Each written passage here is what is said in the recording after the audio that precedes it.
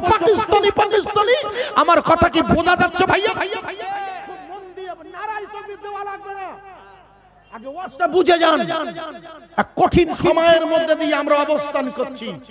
2024 Lok Sabha vote যত এগিয়ে আসছে, ওরা ধর্মের নামে ইমানের কালেমার দাওয়াতটাকে উঠিয়ে দিতে চাইছে গোটা পৃথিবীর জমিন থেকে। আমেরিকা ভাই জানেন 2024-এর 22 জানুয়ারি মনে করে দেখুন রাম মন্দিরের উদ্বোধন হয়ে গেছে। সব ভাই জানেন, খুব ভালো করে বুঝবেন যে রাম মন্দিরের উদ্বোধন হয়েছে 2024-এর 22 জানুয়ারি।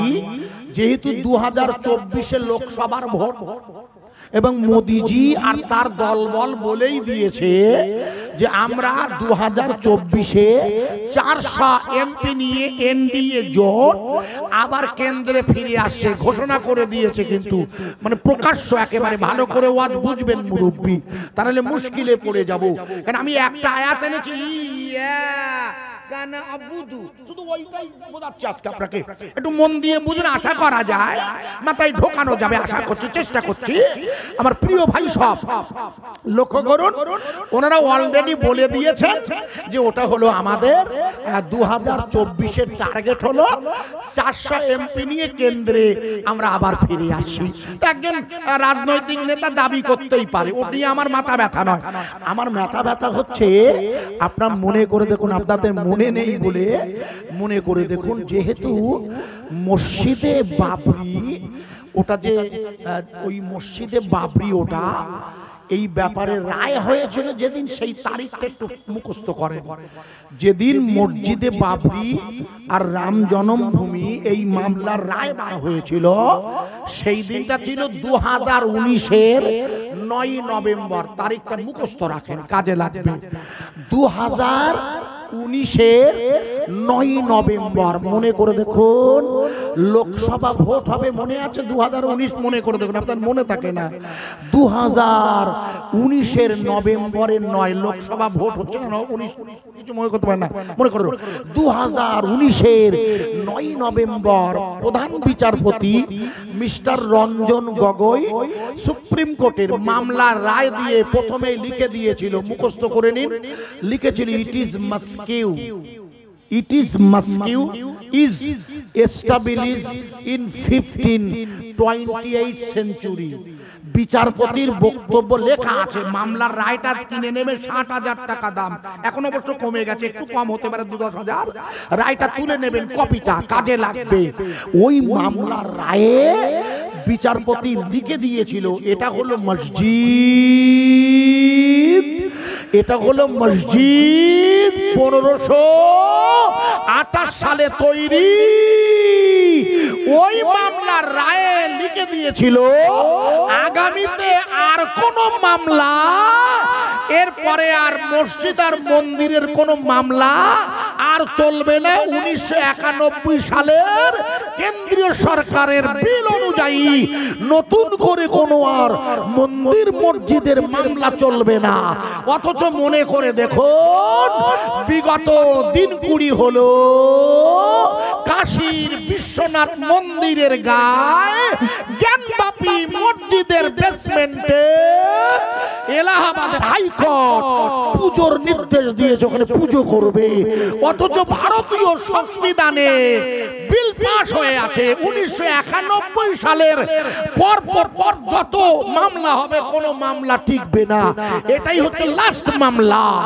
অথচ ওরা সেই মামলার বিচারটাকে না মেনে নতুন করে জ্ঞানবাপী মসজিদ আর মথুরার মন্দির বানানোর জন্য চারিদিকে নতুন এক আন্দোলন শুরু করেছে। তার মানে হলো আমি বোঝাতে চাইছি আসলে পরিকল্পিতভাবে পৃথিবীর জমিন থেকে এরা আল্লাহর নাম উঠিয়ে দিতে চাইছে। আমার কথা কি বোঝা যাচ্ছে ভাইয়া?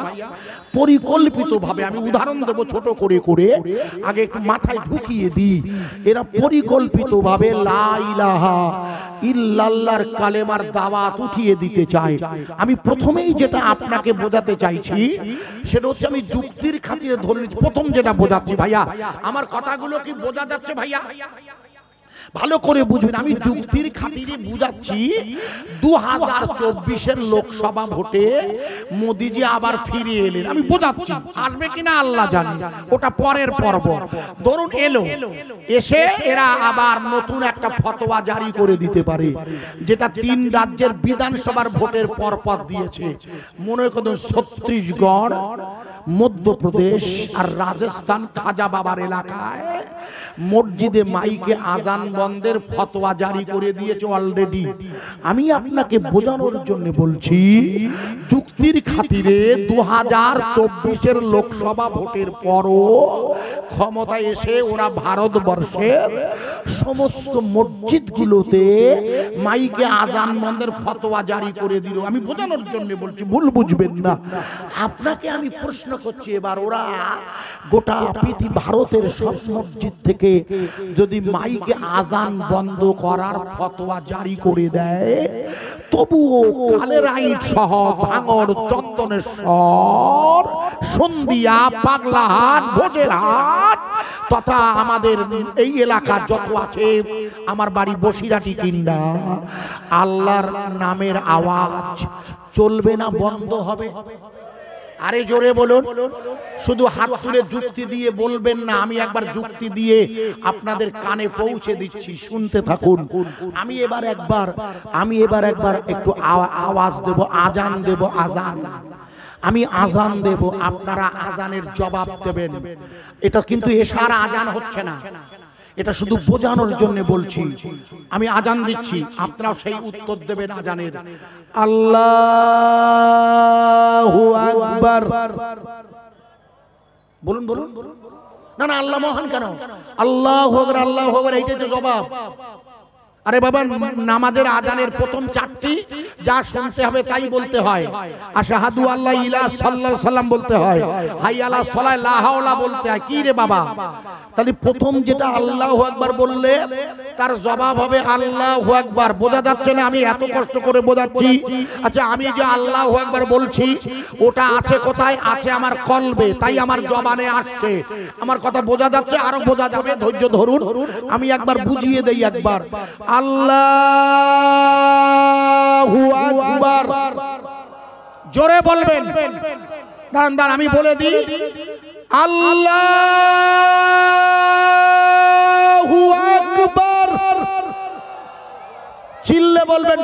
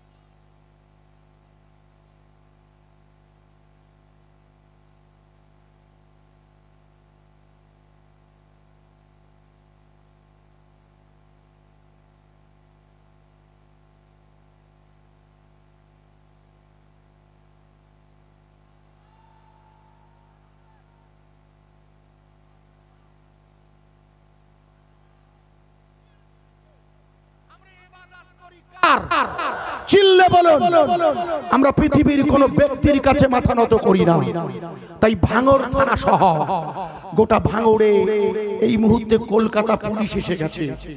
আগে ছিল রাজ্য পুলিশ, ডেনমার্ক নয়, সুইডেন নয়, আমেরিকা সাহায্য করে ইসরায়েলকে বোম্বিং করিয়ে গাজাটাকে ধ্বংস করে দিতে চাইছে। আমি প্রমাণ করে দিচ্ছি, একটু ওয়েট করুন প্লিজ।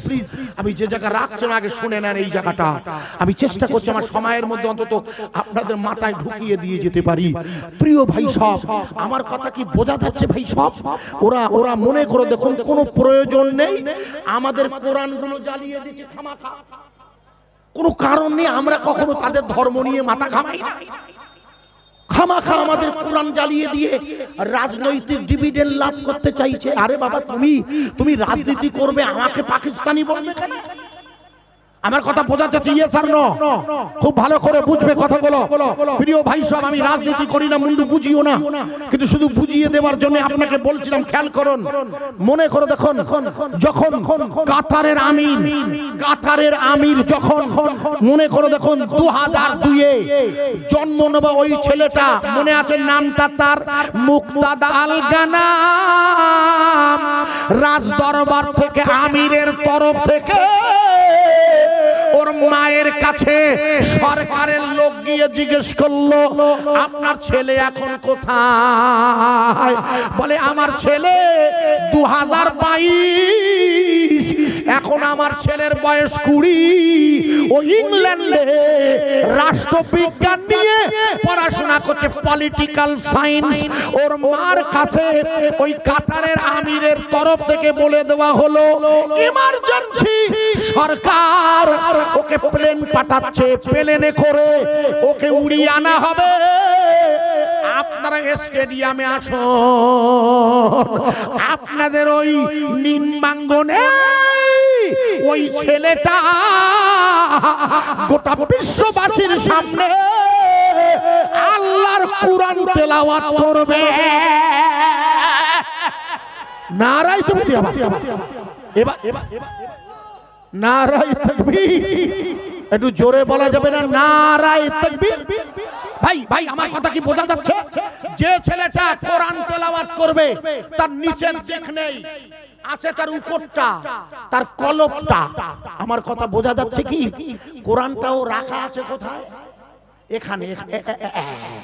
আমার দুধ, এই সার্কেলটা এখানে নড়ে যাই না, করে কোরআন ঢুকে যায়। ঈমান ঢুকলে ইন্নামাল মুমিনুনা আল্লাযিনা ইযা যুকিরাল্লাহ ওয়াজিলাত কুলুবুহুম।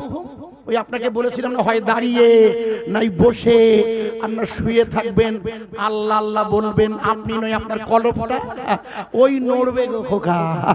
কোরআন বলছে আপনার ওই জায়গাটা না নড়লে না এখনো ঈমান পূর্ণ হয়নি। আপনি ঈমানদার বেশক, কিন্তু পূর্ণ মুমিন হতে পারেনি। কিছু ত্রুটি আছে আপনার আমার। যে জায়গায় রাখছিলাম, মুক্তাদা আল গানাম, মনে করে দেখুন স্টেডিয়ামে দাঁড়িয়ে, মনে আছে আপনাদের 1,30,00,000 লোক ওপেন দেখছে, আর গোটা বিশ্ব টিভিতে, ইউটিউবে, সোশ্যাল মিডিয়ায় একটা খোড়া ছেলে নিম্নাঙ্গনে আমিরের পাশে দাঁড়িয়ে,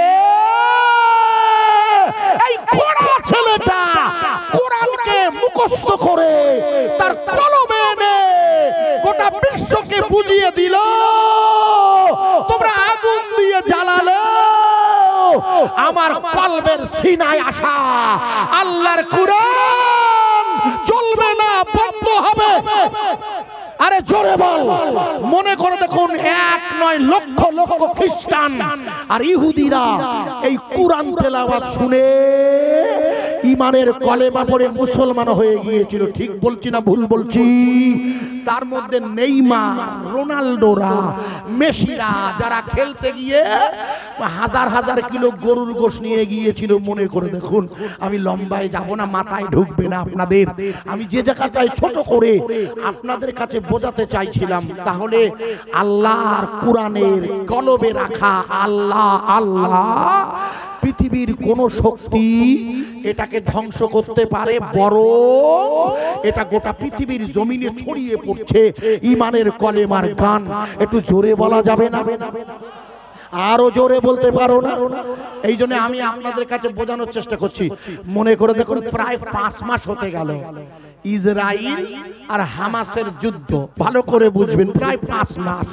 আপনারা মনে করে দেখুন, প্রথম 16 সপ্তাহ মুখস্থ করে নেন, প্রথম 16 সপ্তাহ অর্থাৎ 16 জুমা ইসরাইলের সেনাবাহিনী AK-47 রাইফেল হাতে নিয়ে ওই বাইতুল মুকাদ্দিস, যেখানে দাঁড়িয়ে আল্লাহর নবী মিরাজে যাবার রাতে 2 রাকাত নামাজ পড়েছিলেন অন্যান্য নবী রাসূলদের উপস্থিতিতে। মনে করে দেখুন, সুলাইমান আলাইহিস সালাতু ওয়াস সালাম জিনদের দ্বারা শেষ কার্যটি করিয়ে নিয়েছিলেন যখন তিনি মারা গিয়েছেন। মনে করে দেখুন, সুলাইমান নবী লাঠিতে ভর দিয়ে জেনেদের দ্বারা মসজিদের শেষ পর্বের কাজ করছে, অথচ সুলাইমান নবী দুনিয়ার জমিনে নাই। মনে করে দেখুন, যখন ওই কাঠটা উই পোকায় খেয়ে মাটিতে পড়ে গেছে, জেনেরা বলে সর্বনাশ, এ নবী যে মারা গেছে কবে, এই দেখো মারা যাবার পরও আমাদের খাটিয়ে নিলে। তার মানে জেনেরাই জানে না সুলাইমান নবী মারা গেছে, অথচ ইদানিং একদল দেখবেন দাবি করছে জেন বলে দিয়েছে এই হয়েছে ওই হয়েছে, বাজে কথা। খবরদার কোন জান বাড়ি কোন গণক বাড়িতে যাবেন না, ইমানটা নষ্ট করে বাড়ি আসবেন না ভাই। আমি যেটা বোঝানোর জন্য বলছিলাম, এই বাইতুল মুকাদ্দিস মনে করে দেখুন, যেখানে গত 16 জুমা ওরা জুমার নামাজ পড়তে দেয়নি, আপনাদের মনে আছে কি? মনে করে দেখুন, বিগত 17 জুমা 18 জুমা আর গত সপ্তাহে মানে আজ 19 জুমা হয়ে গেছে। মিডিয়া খুলে দেখবে ইসরায়েলের সেনাবাহিনী ওরা মসজিদের ভিতরে নামাজ পড়তে দিচ্ছিল না গত 16 জুমা, আর এই বিগত 3 জুমা ইসরায়েলের সেনাবাহিনীর চোখ রাঙানোকে উপেক্ষা করে ওই গাজার মুসলমানেরা বাইতুল মুকাদ্দাস জুমার নামাজ আদায় করছে। জোরে বলা যাবে না, আরো জোরে বলা যাবে না। মসজিদ কার ঘর? আরে চিল্লে বলুন, সেই ঘরে ইবাদত হবে কার? ইসরায়েলের জমিনে ইবাদত চলছে আল্লাহর। মনে করে দেখুন, বিগত 20 সপ্তাহ হতে গেল লড়াই চলছে। আপনারা আমার কথা কি বুঝতে পারছেন? আমি উদাহরণ দেব বোঝানোর জন্য। এতদিন হয়ে গেছে, মনে করে দেখুন, আমেরিকা নয়, অস্ট্রেলিয়ার 33টা মেয়ে মুখস্থ করে। কোথাকার? অস্ট্রেলিয়ার 33টা মেয়ে, 3-এর পিঠে 3, 33টা মেয়ে চিঠি লিখেছে। কাদের কাছে? হামাসের ওই সৈন্যরা যারা আল্লাহর জন্য স্বাধীনতা সংগ্রামে লড়াইতে মত্ত আছে, ওদের কাছে চিঠি লিখে দাবি করেছে যে আপনারা যেভাবে এই প্রচন্ড পরিমাণে আমেরিকার শক্তির বিরুদ্ধে রুখে দাঁড়িয়ে আপনারা আপনার ঈমানের দাওয়াতটাকে পৃথিবীর জমিনে প্রচারের জন্য নয়, দেশটাকে স্বাধীন করার জন্য যে ঈমান নিয়ে লড়াই করছেন আপনারা, আপনাদেরকে কোন নিষ্ঠা নিয়ে আমরা 33টা অস্ট্রেলিয়ার খ্রিস্টান মেয়ে আপনাদের মালিক আমার মালিকের সম্মানে আমরা ঈমানের কলেমা পড়ে মুসলমান হয়ে গেলাম। নারাই থেকে দিয়েছি। শুধু তাই নয়, বলে আমরা আপনাদের জন্য অপেক্ষা করছি, যখন বাইরে বার হবে না আপনাদের সাথে বিয়ে করব।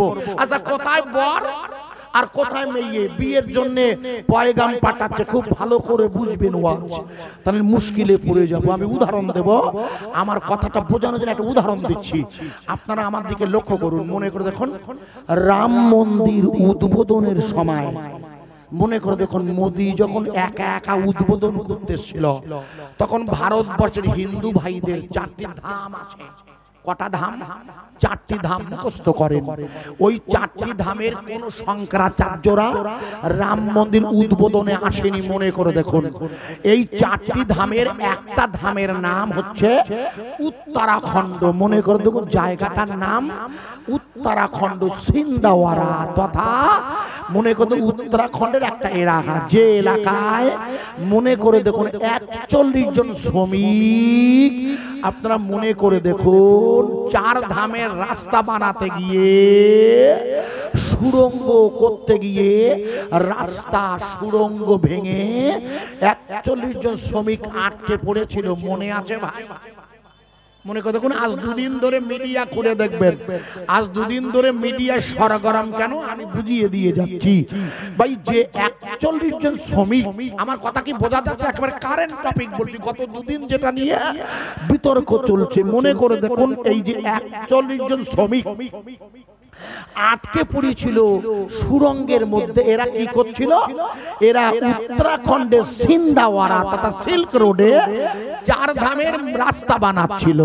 হঠাৎ করে সুরঙ্গ ধসে গিয়ে রাস্তা পাহাড় ভেঙে আটকে গেছিল। মনে করে দেখুন আব্বা, এই 41 জন শ্রমিক বিগত 2023-এর নভেম্বরে আটকে গিয়েছিল। মনে করে দেখুন, এরা যখন আটকে গেলে উত্তরাখণ্ডের মুখ্যমন্ত্রীর নাম হলো পুষ্কর সিং ধামি।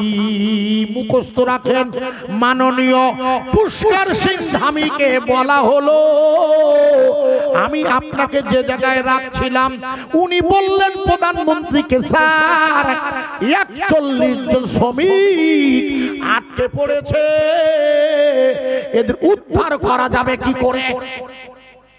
মনে করে যখন গোটা পৃথিবীর লাইভ দেখাচ্ছিল, ইউটিউবে যখন লাইভ দেখাচ্ছে, ওরকম লাইভ দেখাচ্ছিল জীবন্ত।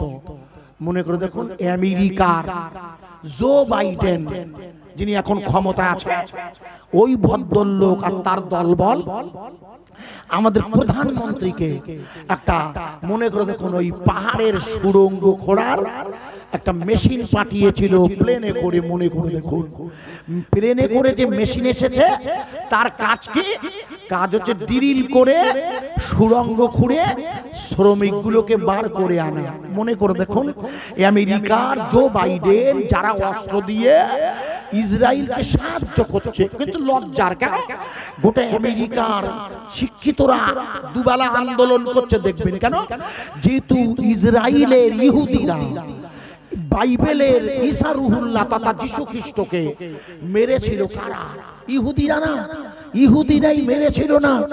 ঈসা রুহুল্লাহ তথা ওরা বলে যীশু খ্রিস্ট, আমরা ঈসা রুহুল্লাহ বলি, আর আমরা জানি ওনাকে মেরে ফেলতে পারেনি, আল্লাহ নাকি উঠিয়ে নিয়েছিলেন। তাই যারা মেরে ফেললো তোদের নবীকে, তোরা তাদের সাহায্য করছিস, তাই আমেরিকার লোকজন এটাকে মানতে চাইছে না। ভালো করে শুনুন, একটু লক্ষ্য করুন, বোঝা যাবে। মনে করে দেখুন, জো বাইডেনের মেশিন যখন ভারত সরকারের কাছে পাঠিয়ে দিল, কোন ভারত সরকার? যে সরকারের প্রধানমন্ত্রী, মনে করে দেখুন, প্রথম যেদিন 2023-এর 7ই অক্টোবর যুদ্ধ শুরু হয়, তখন হামাস সংগঠনটাকে সন্ত্রাসী বলেছিল। মনে করে দেখুন, আপনাদের মনে পড়ছে না? প্রথম দিন মনে করে দেখুন, আমাদের রাষ্ট্রপতি মানে প্রধানমন্ত্রী বক্তব্য দিল, ওর হচ্ছে সন্ত্রাসী। তার মানে কথায় কথায় যেটা আমাদের বিরুদ্ধে বলা অভ্যাস, এটা বাজারে খায় ভালো ভাই। সন্ত্রাসী বললে চাচাদের নামে এই এই সব কথা বলতে গেলে সময় পাবো না। এই এখান থেকে 30 বছর আগে, মনে করতে 1992 সালে মসজিদে বাবরি ভাঙার পর একটা দুর্ঘটনায় বোমিংয়ে একজন মুসলমানকে গ্রেফতার করেছে, যে তুই করেছিস। মনে করে দেখেন, গত 3 দিন আগে কোর্ট তাকে বেকসুর খালাস করে দিয়েছে, কোনো প্রমাণ না পাওয়ায়। ভুল বুঝবেন না, জানো, প্র্যাকটিক্যাল বলছি। এরা আমাদের কথায় কথায় সন্ত্রাসী নাম জড়িয়ে দিয়ে ইসলামের ইতিহাসের মুসলিমদের চরিত্রটা নষ্ট করতে চায়। লক্ষ্য করুন, ওই হামাস সংগঠনটাকে আমাদের প্রধানমন্ত্রী প্রথমে বলেছিল ওরা হচ্ছে, মনে করে দেখুন, ওরা হলো সন্ত্রাসী। অথচ গত এই মঙ্গলবারের আগের মঙ্গলবার, মনে করে দেখুন, আমাদের প্রধানমন্ত্রী গিয়েছিল আবু ধাবি তথা আরব আমিরাতে। মনে করে দেখুন, ওখানে 81 বিঘে জমির উপরে একটি মন্দিরের উদ্বোধন করতে আপনাদের মনে নেই? আরব আমিরাতের আমির নাহিয়ান আল থানি ওনাকে নিয়ে গিয়েছিল উদ্বোধন করতে। সেই উদ্বোধনে প্রধানমন্ত্রী বলে আরবিতে ভাষণ দিয়েছে, আরবিতে। মানে ওখানে আরবিতে ভাষণ দিয়ে ওই আরব আমিরাতের লোকগুলোকে বোঝাচ্ছে আমরা আপনাদের সাথে আছি। ওখানে তো 27 লক্ষ হিন্দু ভাই থাকে। আর সেই সময় আমাদের উত্তরাখণ্ডে তথা উত্তরপ্রদেশের বিভিন্ন জায়গায় মাদ্রাসাগুলোকে বুলডোজার করে দিচ্ছে। মনে করে দেখুন ভাইয়া, ভুল বুঝবেন না যেন। ওদিকে উনি আরবিতে ভাষণ দিচ্ছে, ভালো কথা, আর এদিকে মাদ্রাসাগুলো বুলডোজার করে দিচ্ছে। আমার কথা কি বোঝা যাচ্ছে ভাইয়া? খুব মন দিয়ে বুঝবেন, আল্লাহর কুদরতের খেলা দেখে যান, লক্ষ্য করুন, বোঝা যাবে আশা করছি। আমি চেষ্টা করছি মাথায় ঢোকানোর, আসার চেষ্টা করছি। মনে করে দেখুন, যখন বলল আপনাদের মনে নেই, আপনারা মনে করে দেখুন আমেরিকার জো বাইডেনের পাঠানো ওই মেশিনটা একটানা 15 দিন ওই মেশিনটা দিয়ে যখন ড্রিল করছে, মানে কাটাকাটি করছে, মনে করে দেখুন 15 দিনের মাথায় ওই মেশিনটা ভেঙে গিয়েছিল। মনে করে দেখুন 15 দিনের মাথায় মেশিনটা ভেঙে টুকরো টুকরো হয়ে গেছে। তখন প্রধানমন্ত্রীকে উত্তরাখণ্ডের মুখ্যমন্ত্রী বললেন, পুষ্কর সিং ধামি, ওরে সর্বনাশ করেছে, কি হবে? বলে কেন? বলে সে মেশিন তো ভেঙে গে, এখন কি হবে, থাকাবেন কি করে? বলে তো মুশকিল, মেশিন ভেঙে গিয়েছে, এই 41 জন লোককে তো উদ্ধার করা যাবে না। মনে করে দেখুন, ঠিক সেই সময় আজ 2 দিন মিডিয়া যাটা নিয়ে উত্তাল, যে 12 জন শ্রমিক যাদের হেড ছিল মোহাম্মদ মেহবুবুর রহমান, যাদের একটি লোক আপনারা মিডিয়ায় দেখছেন গত 2 দিন আগে দিল্লি পুলিশ যার বাড়ি ভেঙে দিয়েছে, মিডিয়ায় দেখছেন না যে উত্তরাখণ্ডের ছিন্দাওয়াড়ায় ওই 41 জন শ্রমিককে উদ্ধার করেছিল। কারা করেছিল? তো মুসলমানেরা। আমি যে জায়গায় রাখছি এবার মনে রাখুন, মনে করে দেখুন, যখন জো বাইডেনের মেশিন কাজ করলো না, তখন উত্তরাখণ্ডের মুখ্যমন্ত্রীর দল মোবাইলে যোগাযোগ করলেন যার সাথে, তার নাম মেহবুবুর রহমান, ওয়াকিল রহমান। মিডিয়ায় দেখবেন তাদের নামগুলো। এদের কাছে যোগাযোগ করলে বলে আপনাদের দলে কতজন লোক আছে? বলে আমাদের দলে 12 জন লোক আছে। বলে আপনারা কোথায় আছেন? বলে আমাদের বাড়িতে দিল্লিতে আছি। বলে আপনারা তৈরি থাকুন, প্রধানমন্ত্রীর তরফ থেকে লোক যাচ্ছে। বলে কেন, ব্যাপারটা কি? বলে আপনারা জানেন না? বলে কি ব্যাপার বলুন আগে। বলে ওই যে 41 জন শ্রমিক আটকে গেছে। বলে হ্যাঁ জানি। বলে ওদেরকে বার করতে হবে। বলে কেন? সে আমেরিকার মেশিন কি হয়েছে? বলে সে তো ভেঙে চৌচির হয়ে গেছে। কথা বোঝা যাচ্ছে কি? বলে সে মেশিন শেষ। বলে তার এখন কি হবে? বলে আমাদের কি করতে হবে? বলে আপনাদের শ্রেণী দিয়ে, হাত দিয়ে সুড়ঙ্গ খুঁড়ে ওই লোকগুলোকে বার করতে হবে। মনে করে দেখুন যে 41 জন শ্রমিক আটকে গেছিল, এরা সবাই হিন্দু ভাই, 1-2 শিখ ভাই, কোন মুসলমান ছিল না। মনে করে দেখুন, এর মধ্যে 3 জন ছিল পশ্চিম বাংলার। মুখস্থ করুন, এই 3 জনের একজনের বাড়ি ছিল কুচবিহারে। আমি প্লেনে করে গেছিলাম, কদিন আগে জলসা করেছি। আর 2 জনের বাড়ি হুগলি জেলায়, ফুরফুরা পেরিয়ে আরামবাগ গোঘাট, জানো ওই দিকে আমরা গেছি। যাই হোক, লম্বা করছি না। এই 3 জন আর বাকি 38 জন, এই 41 জন লোক ওর মধ্যে আটকে গেছে। ওদের বার করতে হবে ভাই। বার করার জন্য আনা হলো কাদের? গুড। এটাই বোঝানোর জন্য আপনাদের কাছে একটু ব্রেক করলাম। ওই 41 জন শ্রমিককে বার করে আনা হবে। ওরা সবাই আটকে পড়েছে। যারা শ্রেণী দিয়ে গর্ত খুঁড়ে ওই লোকগুলোকে বার করবে, এরা সবাই মুসলমান। মনে করে দেখুন, এখানে ধর্মের কোনো ব্যাপার নাই, তবু বোঝানোর জন্য বলছি। এই 16 দিন শুরু হয়েছে সকালবেলা গর্ত খোঁড়া, হাত দিয়ে হাতুড়ি ঠুকে ঠুকে, হাত দিয়ে হাতুড়ি ঠুকে ঠুকে, শ্রেণী মেরে মেরে ওকে ওকে গর্তের মধ্য থেকে বার করবে। মনে করে দেখুন 17 দিন বেলা 11টা ওই মেহবুব ভাই, ওয়াকিল ভাইরা, রহমান সাহেবেরা, ওরা ওই সুড়ঙ্গে গর্ত খুঁড়ে নিজেদের মাথাটা সুড়ঙ্গের ভিতর দিয়ে ঢুকিয়ে এই 41 শ্রমিককে বলছেন, আপনারা চিন্তা করবেন না, আমরা পৌঁছে গিয়েছি, একটু ধৈর্য ধরুন। ওই লোকগুলো মিডিয়া বলেছিল চিৎকার করে, ওই গুহার মধ্যে এদের বলছে, ভগবান আমাদের বাঁচান, আজ 17 দিন আমরা আটকে গেছি, কেউ আমাদের সাহায্য করে নাই। অথচ যাদের ভগবান বলছে এরা কারা? এরা মুসলমান। এ বলছে আমরা ভগবান নই ভাই, আমরা হচ্ছে আল্লাহর বান্দা, আমরা ভাই, আমি আপনার ভাই। একটু জোরে বলবে না সুবহানাল্লাহ? এক মুসলমান আর হিন্দু আল্লাহর নিয়ামতের, এটি হলো আল্লাহর সৃষ্টির বান্দা। হিন্দু মুসলমান কার বান্দা? আরে জোরে বলুন।